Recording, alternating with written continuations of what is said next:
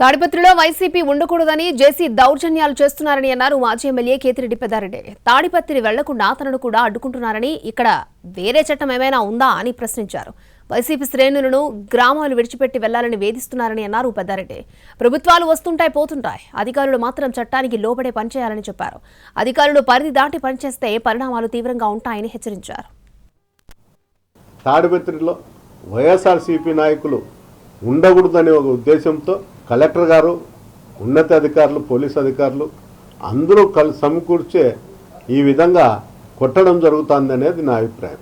Encroachment కొట్టినప్పుడు నష్టపరిహారము జేసీ ప్రభాకర్ రెడ్డి ఇస్తాడా, collector ఇస్తాడా, చంద్రబాబు నాయుడు గారు ఇస్తారా, ముఖ్యమంత్రి గారు, అది ఎవరికీ అర్థం కావడం లేదు. ప్రతి గ్రామం నుండి వైఎస్ఆర్సీపీ నాయకులను స్టేషన్కి పిలిచడము, మీరు గ్రామం వదిలిపెడతారా లేదా అని చెప్పి శాసించడం, ప్రతి ఒక్కరిని గ్రామం వదిలిపెట్టి పొమ్మని చెప్పడము ఎంతవరకు సమాజం? అది ప్రభాకర్ రెడ్డి ఆదేశాలా లేకపోతే జిల్లా అధికారుల ఆదేశాలో అర్థం కావడం లేదు. నేను మీ అంజిరెడ్డి చిన్నమైల్. ఫిబ్రవరి 27వ తేదీన జరిగే గ్రాడ్యుయేట్ ఎమ్మెల్సీ ఎన్నికల్లో నాకు మీ మొదటి ప్రాధాన్యత ఓటు వేసి భారీ మెజారిటీతో గెలిపించాలని ప్రార్థిస్తున్నాను.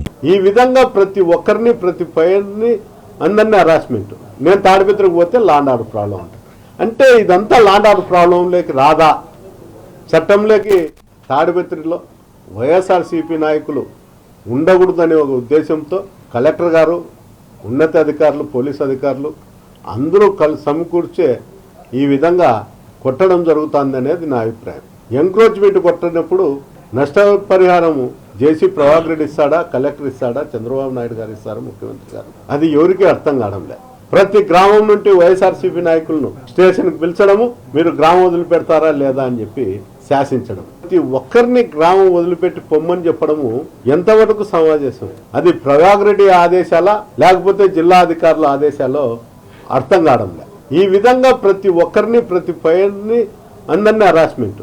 నేను తాడిపత్రికి పోతే లాండ్ ఆర్డర్ ప్రాబ్లం ఉంటుంది అంటే ఇదంతా లాండ్ ఆర్డర్ ప్రాబ్లంలోకి రాదా? చట్టంలోకి